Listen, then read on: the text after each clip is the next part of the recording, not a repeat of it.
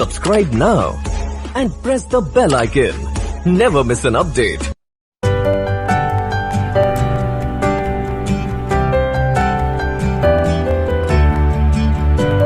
வணக்கம் நண்பர்களே, விஜயபிரேக் பேசுகிறேன். இந்த ஒரு விஷயம் நம்மளை ஜெயிக்க வைக்கும் அப்படின்னு நான் சொல்கிறேன். என்ன அப்படின்னா ரெகுலேஷன் அப்படின்னு சொல்லுவேன். அதுனா ரெகுலேஷன், நாம் ஒரு விஷயத்த பண்ணிகிட்டு இருக்கோம், அதை முறையாக பண்ணுறோமா? பண்ணுறதே பெரிய டவுட்டு. இதில் எங்கே முறையாக பண்ணுறது? இந்த ரெகுலேஷன் கேட்ச் அப்படின்னு சொல்லுவாங்க கிரிக்கெட்டில். சரியா, இயல்பாக நடக்கிற ஒரு விஷயம். அது கேட்ச் ப்ராக்டிஸில் கொடுக்குற கேட்சை ஒரு பேட்ஸ்மேன் கொடுக்கும்போது ரெகுலேஷன் கேட்ச். ஆட்டோமேட்டிக்காக ஒரு ஃபீல்டர் வந்து ஒரு கேட்சை பிடிக்கும்போது ரெகுலேஷன் கேட்ச்னு ஒன்று இருக்குது. ரெகுலேஷன் கேட்ச் வெர்சஸ் டஃபஸ்ட் கேட்சஸ், ஓடி பிடிக்கிறது, டைவர்ட்ஸை பிடிக்கிறது, பவுண்டரியில் போய் தட்டி விட்டு பிடிக்கிறது, இது மாதிரி நிறைய இருக்குது. அப்போ ரெகுலேஷன்னா என்ன? இது எப்படி வச்சு நம்ம ஜெயிக்கிறது லைஃப்பில் அப்படின்னா, இது நிறைய விஷயங்களை பண்ணுது நண்பர்கள். நீண்ட நடி ஆராய்ச்சிக்கு பிறகு இதை நான் சொல்கிறேன். சரியா, யார் ஒருத்தங்க அவங்களுடைய உணர்வுகளை கட்டுப்படுத்துகிறாங்க அப்படின்னு பார்த்தோம் அப்படின்னா, அவங்க கண்டிப்பாக ஒரு முறையாக ஒரு வேலையை செய்ய பழகியிருப்பாங்க. ஒரு வேலை இல்லை, பல வேலையை முறையாக செய்கிறவன் எவன் ஒருத்தரும் அவன் ஜெயிச்சிருவான். இது இல்லைன்னா என்ன நடக்கும்? இப்போ யாருக்கு அதிக கோபம் வரும் அப்படின்னு பாருங்கள், யார் அதிக எமோஷனாக இருப்பாங்கன்னு பாருங்கள், நல்லா கவனிச்சு பாருங்கள். அவர்களுடைய வளர்ப்பு முறை மிக முக்கியமான காரணம். அப்பா அம்மா வளர்க்குறது, செல்லம் கொடுத்து வளர்க்குறது. செல்லம் கொடுத்து வளர்க்குற குழந்தை என்ன பண்ணும்? டக்குன்னு எமோஷன் ஆகும், அதிக கோவப்படும், அடம் பிடிக்கும். நம்ம பார்த்துருப்போம். அவங்க ஒரு குழந்தை அப்படின்னோடனே என்ன பண்ணுவாங்க? கேட்கறதெல்லாம் வாங்கி தந்துடுவாங்க. அப்போ என்ன ஆகிடும்னா, அது கிடைக்கலன்னும் போது அது அதிகமாக கோவப்படும். அந்த வளர்ப்பு முறை தான் பெரிய காரணம், பிக் இம்பேக்ட் எல்லா இடத்துலையும். அந்த ஒரு பையனாக இருக்கிறது, ஒரு பொண்ணாக இருக்கிறது, நல்லா கவனிச்சு பாருங்க. அதிகம் செல்லம் கொடுத்து வளர்க்கப்பட்ட குழந்தைகள் எல்லாமே பார்த்தீங்கன்னா, மேக்ஸிமம் எல்லாம் இல்லை, 90% சொல்கிறேன், அதிக கோவப்படும், அதிக எமோஷன் ஆகும். நல்லா கவனிச்சுக்க. இன்னொரு விஷயம் தெரியும், அதுக்குள்ளே நிறைய ஒழுங்கினங்கள் இருக்கும். என்ன ஒழுங்கினங்கள்? யார் ஒருத்தன் டிசிப்ளினரி ஆக்ஷன், இப்போ செய்கிற வேலையை யாருக்கு அயன் பண்ணி சட்டையை போட தெரியல, அவனோட வேலையை அவனே செய்ய தெரியல, அப்படி எவன் ஒருத்தன் அவனுடைய வேலையை செய்யாமல் இருக்கானோ அவன் அதிகமாக கோவப்படுவான், அதிகமாக எமோஷனாக இருப்பான். அதிக வேலை செய்கிறவன் எமோஷனல் கண்ட்ரோலாக இருக்கும். நல்லா கவனித்து பாருங்கள்.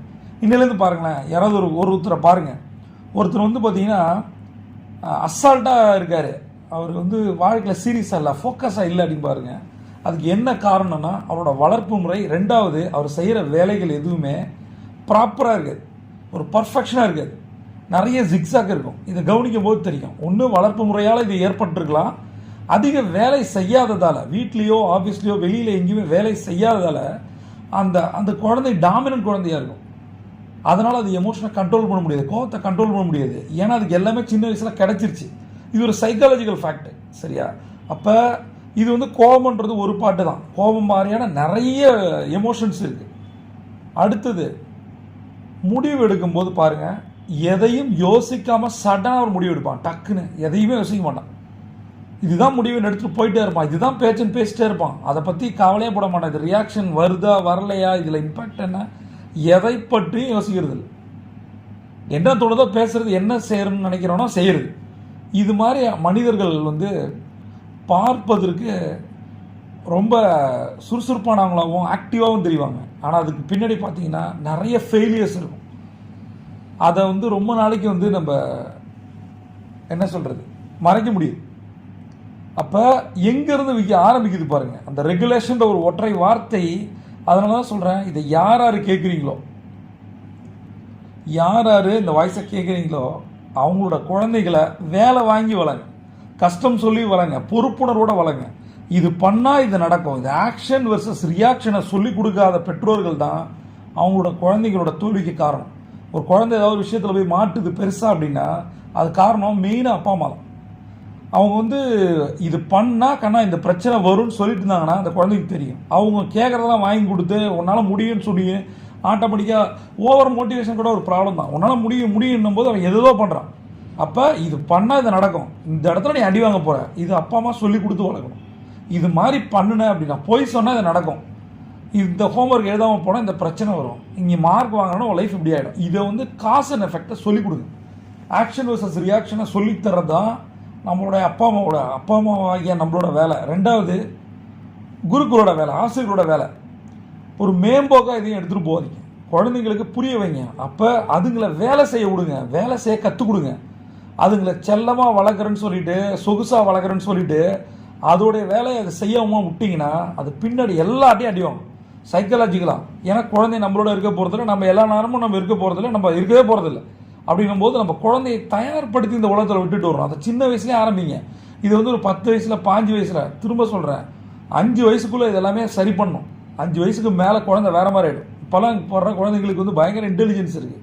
நீங்கள் ரொம்ப செல்லமோ சொகுசாக கொடுத்துட்டீங்கன்னா கண்டிப்பாக அந்த குழந்தை ரொம்ப நிறைய மன ரீதியான பிரச்சனைக்கு ஆட்படும். திரும்ப சொல்கிறேன், அது நிறைய எதிர்பார்க்கும், நிறைய தப்பான மனிதர்களை நம்பும், அது வேணும்னு நினச்சி போகும். கிடைக்கலன்னா ரொம்ப டிப்ரெஸ்ட் ஆகும். எந்த அளவுக்கு அது வேணும்னு அக்ரெசிவாக போச்சோ அது கிடைக்கல அப்படின்னா 20 மடங்கு அதை விட அதிகமாக கஷ்டப்படும். நம்ம குழந்தைகள் கஷ்டப்படுவதை நம்ம விரும்புகிறோமா? எவனோ ரோட்டில் போகிறவன்ட்ட நம்ம குழந்தை அடி வாங்கணுமா? யோசிங்க. மனதாலும் சரி, எதாலையும் சரி, அது ஒரு சின்ன கஷ்டம் வந்து நம்மளால் தாங்கிக்க முடியுதா? முடியாதுல்ல. அப்போ மரியாதையாக நீங்கள் கஷ்டம் கொடுத்து வளங்க. குழந்தைங்களுக்கு நீங்கள் கஷ்டத்தை சொல்லி வளர்க்கல, கஷ்டம் கொடுத்து வளர்க்கல அப்படின்னா வாழ்க்கை ஃபுல்லாக கஷ்டப்படும். இதை வந்து அட்வைஸாக சொல்ல, ஒரு ஷேரிங்காக சொல்கிறேன். இதுக்கு தான் சொல்கிறேன், ஒரு விஷயத்தை செய்ய கற்றுக் கொடுங்க, அதை ஒழுங்காக செய்ய கற்றுக் கொடுங்க. சுய ஒழுங்கு மட்டும்தான் ஒரு குழந்தையை ஜெயிக்க வைக்கும்.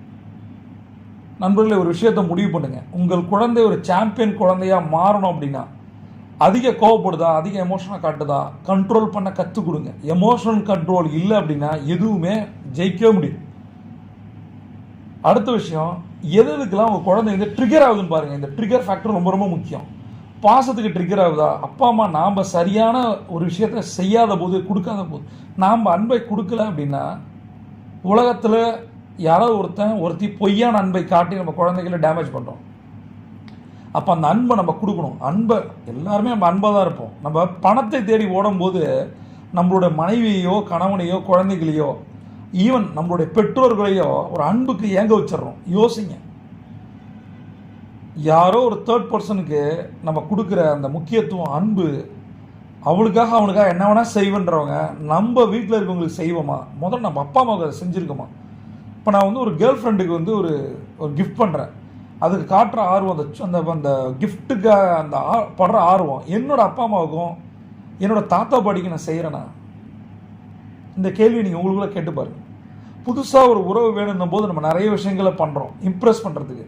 அதே ஃபீலிங்ஸை, அதே அந்த ஆக்ஷனை, அதே எக்ஸைட்மெண்ட்டை ஏன் நம்ம கூட இருக்கவங்கள்ட்ட காட்டி தக்க வச்சுக்கூடாது? நம்ம அப்பா அம்மாக்கிட்ட, நம்ம தாத்தா பாட்டிங்கள்கிட்ட, நம்மளோட உறவுகள்கிட்ட, நம்மளோட மாமா சித்தப்பா யாரோ சின்ன வயசில் நம்ம நிறைய பேர் ஹெல்ப் பண்ணியிருப்பாங்க, நம்மளுக்கு நிறைய பேருக்கு பிடிக்கும், அவங்களுக்கு நம்ம என்ன பண்ணியிருக்கோன்னு யோசிங்க. லைஃப் வந்து எப்போ வேணால் முடிஞ்சிடும் நண்பர்களே. இப்போ தான் 1-2 வேவ் முடிச்சுன்றானுங்க, இப்போ 3வது வேவ்ன்றானுங்க. ஒருத்தர்கிட்ட பேசும்போது சொல்கிறாரு, 3வது வேவில் எவ்வளோ பேர் தப்பி பண்ணே தெரில அப்படிங்கிறார். பக்குன்னு இருந்துச்சு எனக்கு. அந்த பக்குன்றது எல்லா இடத்துலையும் இருக்கும், புரியுதா?